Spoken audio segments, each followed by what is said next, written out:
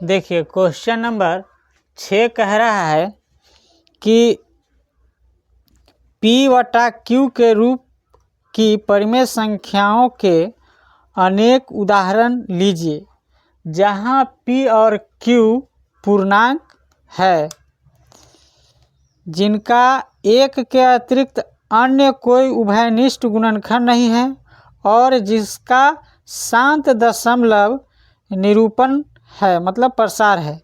क्या आप यह अनुमान लगा सकते हैं कि Q को कौन सा गुण अवश्य संतुष्ट करना चाहिए? तो यह क्वेश्चन नंबर 6 का जो है हम पहले जो है यहाँ पे आपको आंसर लिखना बता रहे हैं, ठीक है ना। ये क्वेश्चन नंबर 6 का क्या बता रहे हैं, आंसर कैसे लिखना है और यह आंसर कैसे हुआ है यह डिटेल से इसके बाद हम बताएंगे, ठीक है। तो इसका आंसर पहले लिखेंगे। तो आंसर कह रहा है कि P/Q के रूप में परिमेय संख्याओं का दशमलव प्रसार शांत तभी होगा जब P को Q से भाग देने पर शेषफल शून्य हो जबकि P और Q में एक के अतिरिक्त कोई उभयनिष्ठ गुणनखंड न हो, जहां P और Q पूर्णांक है तथा Q बराबर 0 नहीं है। किसी संख्या को भाग करने पर शेषफल शून्य तभी होगा जब हरों के अभाज्य गुणनखंड में 2 और 5 आएगा, ठीक है। तो चलिए देखते हैं।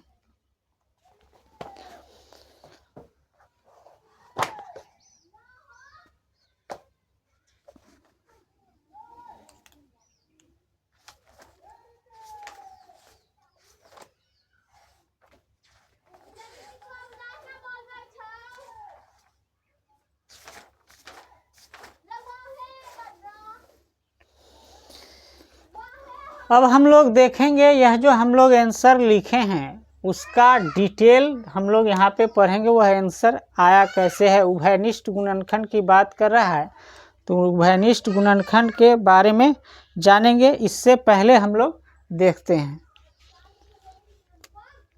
आप एक तो जानते होंगे अभाज्य संख्या, अभाज्य संख्या ये आप भली भांति से परिचित है। अभाज्य संख्या किसको कहते हैं, वैसी संख्या जो एक और स्वयं से विभाजित होता है उसे हम क्या कहते हैं, अभाज्य संख्या। और दूसरी बात, एक और स्वयं उसका गुणनखंड कौन होगा, एक और खुद उसका गुणनखंड होगा, वह संख्या क्या कहलाएगा, अभाज्य संख्या कहलाएगा कि नहीं। जैसे यहाँ पे हम एग्जाम्पल ले रहे हैं, यहाँ देखिए दो जो है एक अभाज्य संख्या है क्योंकि 2 को कौन काटेगा, या तो 1 काटेगा या 2 खुद से कटेगा, ठीक है। 3 कैसी संख्या है, अभाज्य संख्या है कि नहीं। 3 1 के अलावा और खुद से दूसरे से नहीं कटेगा, 3 हो गया। 4 जो है आपका भाज्य संख्या है।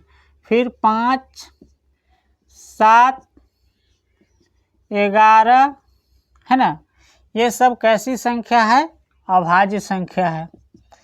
13 17 ... ये क्या है, अभाज्य संख्या, ठीक है। तो इसका जो है गुणनखंड इन अभाज्य संख्या में या तो एक होगा या खुद स्वयं होगा। नहीं, जैसे देखिए मान लिया जाए हम यहाँ पे 13 लेते हैं तो 13 को कौन काट सकता है, 13 को केवल 1 काट सकता है, कितने मर्तबा में, 13 मर्तबा में।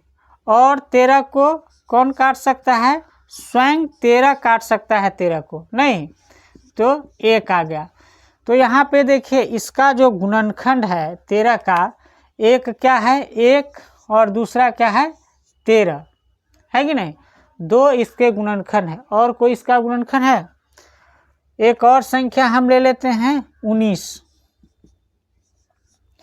19 को कौन काटेगा, 1 काटेगा, कितना मर्तबा में, 19 मर्तबा में। या 19 को कौन काटेगा? खुद 19 काटेगा। कितने मरतबे में? 19 मरतबे में। ठीक है, तो यहाँ 1 मरतबे में काटेगा। तो यहाँ पे हम देख रहे हैं कि 19 का गुणनखंड कौन है? 1 और खुद 19 है कि नहीं? तो अभाज्य संख्या में क्या होता है कि या तो खुद से कटेगा वह और या तो 1 से कटेगा। कहने का मतलब है उस संख्या का जो गुणनखंड होता है 1 और खुद वह संख्या होता है और कोई संख्या नहीं होता है। तो इस तरह से आप अभाज्य संख्या को पहले से आप परिचित है।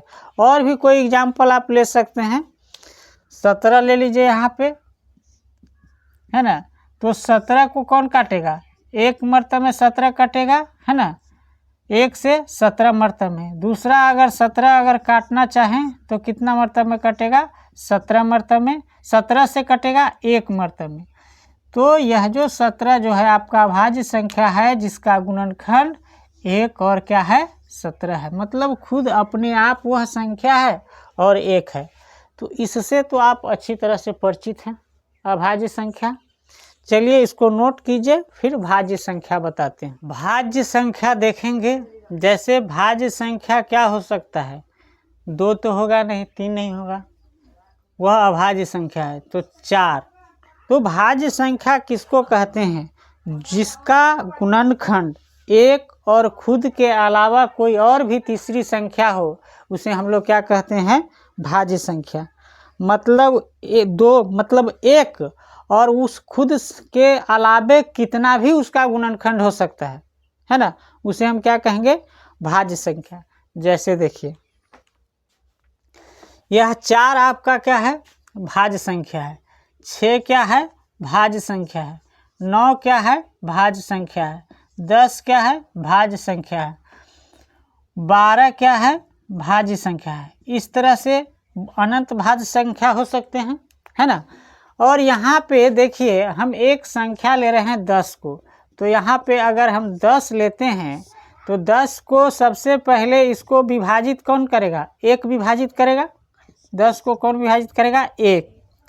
तो 10 को जो विभाजित इसको करेगा तो इसका गुणनखंड 1 हो गया। फिर देखिए 10 को दूसरी संख्या कौन विभाजित करेगा? 2 भी विभाजित इसको कर देगा। कितना मरतबे में? 5 मरतबे में। तो 10 का एक गुणनखंड क्या हो गया? 5 भी हो गया। 10 को और कौन संख्या विभाजित करेगा? तो 5 विभाजित करेगा। कितना मरतबे में? 2 मरतबे में। तो एक गुणनखंड क्या हो गया? 2 भी हो गया। और 10 को जो है 10 को कौन सी संख्या विभाजित करेगा? खुद 10 को 10 विभाजित करेगा 1 मरतबे में। तो 10 का जो गुणनखंड है वह कौन कौन सी संख्या हो गया? तो आपका 10 का यहाँ पे 10 का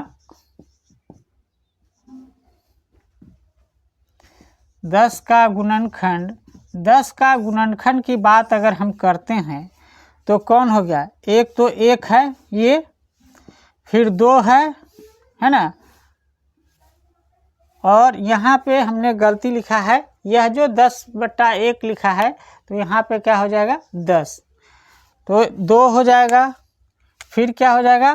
5 हो जाएगा और फिर क्या हो जाएगा? खुद 10 हो जाएगा। तो आपने देखा कि अभाज्य संख्या में उसका गुणनखंड 1 होता था और वह संख्या खुद होता था। तो 10 का 1 है और खुद के अलावा 2 भी है और 5 भी है। तो वह कैसी संख्या हो जाएगा? भाज्य संख्या। तो भाज्य संख्या में 1 और खुद के अलावा कोई और भी उसका गुणनखंड हो सकता है। तो 1 से अधिक भी गुणनखंड हो सकता है। मतलब ये दोनों के अलावा 1, 2 भी हो सकता था या 5 भी हो सकता था, और भी बहुत सारे संख्या हो सकते थे। क्लियर? तो इस तरह से हम लोगों ने भाज्य संख्या देखा और अभाज्य संख्या देखा। ये आप पहले से जान रहे हैं, लेकिन जो क्वेश्चन नंबर 6 है उसको समझाने के लिए हम ये बतला रहे हैं। ठीक है, तो आप भाज्य संख्या नोट कीजिए। ये देखते हैं हम जो संख्या ले रहे हैं, एक संख्या हम ले रहे हैं 6 ले रहे हैं, वह 4 है ना। 2 संख्या ले रहे हैं। ठीक है, तो 6 का जो गुणनखंड होगा, इस 6 का गुणनखंड कौन होगा? तो 6 का एक गुणनखंड 1 तो 1 होगा, 6 को 1 भी काट देगा, काटेगा कि नहीं? और इसका गुणनखंड क्या हो सकता है? इसको काट देगा, 2 भी काट देगा और 3 भी काट देगा, नहीं? तो यह तीनों जो है इसका क्या हो जाएगा? गुणनखंड हो जाएगा। 4 की बात करें तो 4 का जो गुणनखंड हो जाएगा 1 हो जाएगा, 2 हो जाएगा और फिर 2 हो जाएगा, है ना? 2 दूना 4 होता है। तो यह जो है आपका 4 का गुणनखंड हो गया, ठीक है। और ये किसका हो गया? 6 का। लेकिन इसमें उभयनिष्ठ गुणनखंड का मतलब है जो इसमें जो 6 का गुणनखंड हो वही गुणनखंड 4 का भी हो, नहीं? तो देखिए 4 का गुणनखंड अगर 1 की बात छोड़ दिया जाए, हम फिलहाल अभी 1 को छोड़ देते हैं, है ना? तो 1 की बात अगर हम छोड़ दिया जाए तो इसका गुणनखंड कौन होगा? इसमें 2 है और इसमें भी 2 है, ठीक है। तो इसका जो गुणनखंड जो होगा केवल उभयनिष्ठ गुणनखंड क्या होगा? 2 होगा। 6 और 4 का उभयनिष्ठ गुणनखंड क्या होगा? 2। जो आप पहले से पढ़ चुके हैं HCF जो आप पढ़े थे उसी को भी तो कहते हैं उभयनिष्ठ गुणनखंड, नहीं? एक और संख्या हम लेते हैं 12 और 18। चलिए 12 व 18, ठीक है। तो 12 की बात किया जाए तो 12 का जो गुणनखंड होगा पहले 2 होगा, है ना? फिर क्या हो जाएगा? 2 के बाद इसका गुणनखंड और क्या हो जाएगा? 2 हो जाएगा, फिर क्या हो जाएगा? 3। 18 की बात करें तो 2 होगा, है ना? फिर क्या हो जाएगा? 3 हो जाएगा और फिर 3 हो जाएगा, यही ना होगा।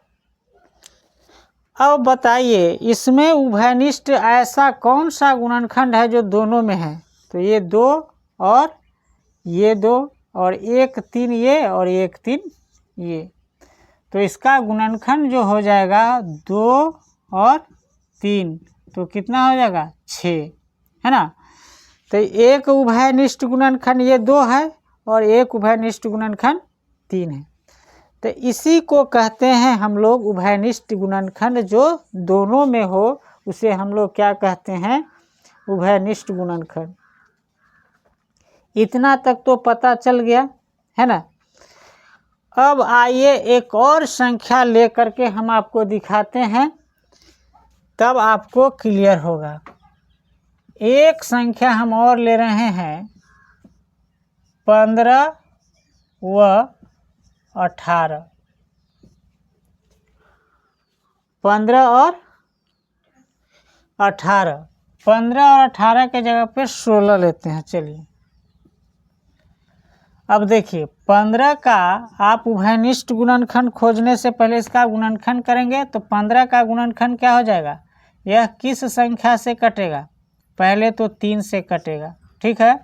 3 पचे 15।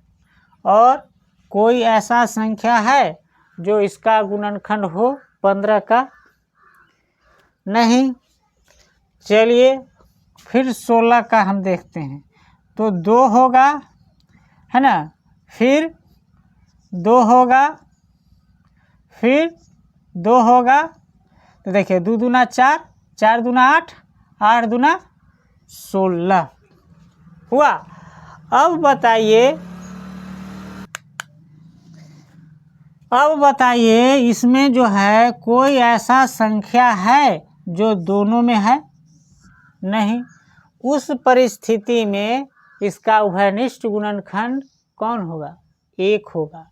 इसका भी गुणनखंड क्या हो जाएगा? 1, और इसमें भी गुणनखंड 1। एक ऐसी संख्या है जो सभी को विभाजित करती है, 1 से कोई भी संख्या अछूता नहीं है। एक जो है हर संख्या को क्या करेगी, विभाजित करती है, काटती है। तो इसका उभयनिष्ठ गुणनखंड अगर हमसे पूछेगा तो कौन हो जाएगा, 15 और 16 का उभयनिष्ठ गुणनखंड क्या हो जाएगा, 1 हो जाएगा। तो यही चीज़ आपसे पूछ रहा था कि उभयनिष्ठ गुणनखंड के बारे में प्रश्न आपका क्या कह रहा है, 6 का। देखिए 6 का यही प्रश्न कह रहा था कि P/Q के रूप में परिमेय संख्या के अनेक उदाहरण लीजिए जहां P और Q पूर्णांक है जिनके एक के अतिरिक्त अन्य कोई उभयनिष्ठ गुणनखंड न हो। तो 15 और 16 जो हम लिए हैं, यह क्या है, 15 को P/Q के रूप में व्यक्त कर सकते हैं और 16 को भी P/Q के रूप में व्यक्त कर सकते हैं। तो 15 और 16 की बात करें तो एक के अलावा इसका कोई उभयनिष्ठ गुणनखंड होगा, नहीं होगा, नहीं होगा। आपको बारे में आपको कह रहा है कि जिनका एक के अतिरिक्त अन्य कोई उभयनिष्ठ गुणनखंड नहीं हो और जिसका दशमलव प्रसार कैसा हो, शांत निरूपण हो। तो देखिए अब यह जो बात बोल रहा है कि शांत निरूपण हो, यह आपको कैसा पता चलेगा। तो इसका P/Q करेंगे तो इसके बट्टा में तो 1 आएगा, आएगा कि नहीं, मतलब P/Q रूप लेना है और उसका उभयनिष्ठ गुणनखंड 1 के अलावा कोई होना भी नहीं चाहिए। और यह जो परिमेय संख्या बनेगा वह कैसा संख्या बनना चाहिए, शांत दशमलव प्रसार बनना चाहिए, नहीं तो इसका भी तो 1 ही है, तो वो संख्या आपको लेना है। तो वह भी हम बता रहे हैं। तो चलिए उसको बताते हैं पहले कि जिसका शांत दशमलव प्रसार होना चाहिए, इसका मतलब है वह उदाहरण हम आपको लेकर के बताते हैं। इसको नोट कीजिए, है ना। इसके बाद यहाँ पे हम लोग उभयनिष्ठ गुणनखंड के बारे में जान गए, है ना। अब कह रहा है शांत दशमलव प्रसार भी होना चाहिए। तो हम एक एग्जाम्पल आपको लेकर के दिखाते हैं। जैसे उदाहरण में हम लेते हैं 7/8, है ना। तो 7 जब 8 लीजिएगा तो यह P/Q के रूप में है और इसके बारे में कह रहा है ऐसा लेना है जो कैसा हो, शांत दशमलव प्रसार होना चाहिए। तो ये शांत दशमलव प्रसार है कि नहीं कैसे चेक करेंगे, भाग दे करके चेक करेंगे, नहीं तो भाग देते हैं। तो कैसे भाग देते हैं, इस 8 से भाग देंगे 7 में, भाग नहीं लगेगा, 0 देंगे, एक दशमलव बैठाएंगे, यहाँ दशमलव 0 देंगे। 8 सत्ते 56, 8 8 64, 8 9 72। तो 8 8 64 जो है यहाँ पे आपका भाग लगेगा, माइनस करेंगे, 10 में से 4 जाएगा 6, 0 नहीं लगा। एक अपने मन से हम 0 दे सकते हैं, 8 सत्ते 56, है ना, हम लिख सकते हैं। फिर हम माइनस करेंगे, 10 में से 6 जाएगा 4, फिर 0 हो जाएगा। फिर यहाँ पे हम 0 अपने मन से दे सकते हैं, 8 पंचे 40 और यहाँ पे हो जाएगा 40।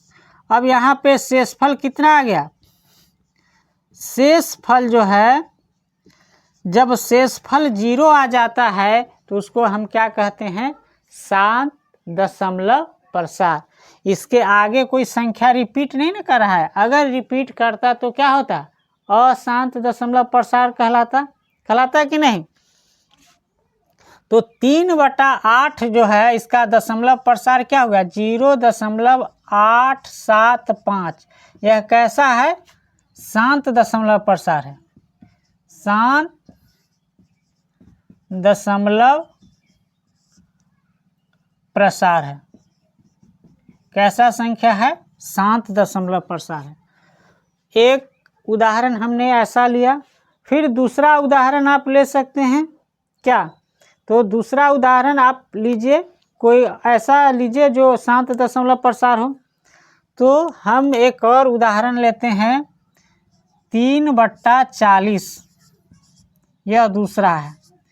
तो इसको कैसे चेक करेंगे, भाग दे करके। तो 40 से हमें भाग देना है किस में, 3 में, लगेगा नहीं लगेगा, तो 0.1 बैठा देंगे, तो यहाँ 30, फिर भी नहीं लगा, तो फिर एक 0 इधर देंगे और 300 कर दी। ठीक है, अब जो है यहाँ पे देखिएगा दशमलव के बाद आपको केवल 1 जीरो देने का अधिकार होता है, इसके बाद भी नहीं लगे तो आपको क्या करना पड़ता है, 1 जीरो उधर बैठा करके तब इधर आपको देना रहता है। ठीक है, 1 जीरो बैठाते हैं तो यह लगेगा 7 मरतबे में, 7 चौक 28 है ना, तो 280 हो जाएगा। आप माइनस करेंगे, 0 में से 0, 10 में से 8 जाएगा 2 और 0 हो जाएगा। अब यहाँ दशमलव दिया हुआ है, 20 में नहीं लगेगा तो 0 बिठाएंगे तो 200 हो जाएगा। और 4 पंचे कितना होता है, 5 चौका 20, तो 5 मरतबे में लगाएंगे तो 200 हो जाएगा। माइनस करेंगे तो क्या आ जाएगा, 0। शेषफल आपका यहाँ पे 0 आ गया। शेषफल क्या आ गया, 0। जब किसी भी संख्या का शेषफल 0 आ जाता है तो वह संख्या क्या हो जाता है, शांत दशमलव प्रसार। तो देखिए यहाँ पे इसका जो दशमलव प्रसार आया है 0.075 आया है, जो कैसा है, शांत दशमलव प्रसार है। कैसा संख्या है, शांत दशमलव प्रसार संख्या है, शांत दशमलव प्रसार है। तो 3/40 जो है शांत दशमलव प्रसार है। तो डायरेक्ट जो है हम कैसे समझ लिए, हमने एग्जाम्पल लिया 7/8, 3/40 और उसको चेक करके देख रहे हैं तो सब कैसा आ रहा है, शांत दशमलव प्रसार आ रहा है कि नहीं। तो ये कैसे, इसका कोई तो ट्रिक होगा ना जो डायरेक्ट। तो आपको पिछले क्लास में हमने पढ़ाया था कि कोई संख्या शांत दशमलव प्रसार है या अशांत दशमलव प्रसार है, उसको चेक कैसे करते हैं, है ना, बिना भाग दिए हुए। तो पहले इसको नोट कीजिए, फिर हम मिटा रहे हैं। अभी हम लोगों ने उदाहरण जो लिया था, एक लिया था 7/8 और दूसरा लिखा था 3/40, यही लिया था। और जो आपका प्रश्न कह रहा है कि इसे P/Q के रूप में लीजिए और वह संख्या जिसका उभयनिष्ठ गुणनखंड कितना होना चाहिए, केवल और केवल 1 होना चाहिए। और दूसरा यह भी कह रहा है कि वह संख्या कैसा होना चाहिए, शांत दशमलव प्रसार होना चाहिए। तो हमने यह 2 लिया और दोनों को हमने प्रूफ किया कि यह संख्या जो है कैसा संख्या है, शांत दशमलव प्रसार। तो चूंकि देखिए 7 का गुणनखंड कीजिएगा तो 1 और 7 आएगा, 8 का गुणनखंड कीजिएगा तो 1 नहीं आएगा, 2 आएगा, 2 दूना 4 है ना, 4 मरतबे में, तो फिर 2 चौका 8, तो 2 आएगा। तो इसका उभयनिष्ठ गुणनखंड 1 और केवल 1 होगा, दूसरा कोई होगा नहीं होगा। 3 और 40 लिए तो 3 का उभयनिष्ठ गुणनखंड और 40 का उभयनिष्ठ गुणनखंड भी 1 ही होगा। कोई ऐसी संख्या नहीं है जो 40 को भी काट दे और 3 को भी काट दे, है कोई ऐसी संख्या नहीं। लेकिन यह शांत दशमलव प्रसार कैसे हो गया, ये कैसे ले लिए, तो आपको बताए थे इसके बारे में। बिना भाग दिए अगर हमें पता करना पड़े तो कैसे पता करेंगे, तो हर का हम क्या करते हैं, अभाज्य गुणनखंड करते हैं। हर का अभाज्य गुणनखंड, हर का अभाज्य गुणनखंड करने पर, हर का अभाज्य गुणनखंड करने पर, तो हर का अभाज्य गुणनखंड करते हैं तो उसमें या तो उसका गुणनखंड 2 हो या केवल क्या हो, 5 हो, या उसका गुणनखंड 2 और 5 दोनों हो। अगर ऐसा होता है वह संख्या, तो वह संख्या क्या कहलाता है, शांत दशमलव प्रसार कहलाता है। पढ़े कि नहीं। तो या तो केवल 2 हो या केवल 5 हो या 2 और 5 दोनों हो। इसके अलावा अगर कोई संख्या होगा तो वह कैसा संख्या कहलाएगा, अशांत दशमलव प्रसार कहलाएगा। ठीक है, तो 8 का आप अभाज्य गुणनखंड कीजिए। 8 का, इसका हर क्या है 8 और इसका क्या है 40, तो 8 का करेंगे तो क्या आएगा 2, मान लीजिए कि इसे आप 8 का करेंगे तो क्या आएगा 2 चौका 8, फिर 2 दूना 4, 2 गुणे 2 गुणे 2। और 40 का आप करेंगे तो देखिए 40 का करके, तो 40 का करेंगे 2 से, 2 दूनी 4, फिर 2 से 10, फिर 2 से 5। तो 40 का जो अभाज्य गुणनखंड आपका आया है 2 गुने 2 गुने 2 गुने 5। तो देखिए इस संख्या में भी केवल और केवल क्या है, 2 है, और इसमें 2 और 5 दोनों है। इस हिसाब से हमने लिया है कि वह जो संख्या जो 7/8 और 3/40 जो लिया है, तो 7 हम ऊपर में ले लिया है, कैसा संख्या, अभाज्य संख्या, जिसका एक और खुद के अलावा कोई गुणनखंड नहीं हो। और नीचे में लेना है हमें शांत दशमलव प्रसार करने के लिए, तो हम ऐसी संख्या को चुने हैं जिसका गुणनखंड या तो 2 है या तो 2 और 5 दोनों है। इसीलिए दोनों शर्तों को यह लागू, मतलब दोनों शर्त इस पे लागू होता है। दूसरा इसका शर्त क्या है कि वह संख्या कैसा होना चाहिए, शांत होना चाहिए। तो इसका जो है हर, यह शांत दशमलव प्रसार का एक पहचान है कि उसका गुणनखंड या तो 2 हो या केवल 5 हो या 5 और 2 दोनों हो सकता है। ठीक है, तो यह इस तरह से हम लोगों ने लिया है जो आपका प्रश्न कह रहा है। तो यही हमने पहले ही आपको प्रश्न का उत्तर लिखा दिया और यह जो है हमने आपको समझा दिया। तो आई होप आपको समझ में आ गया होगा, है ना। तो नोट कीजिए।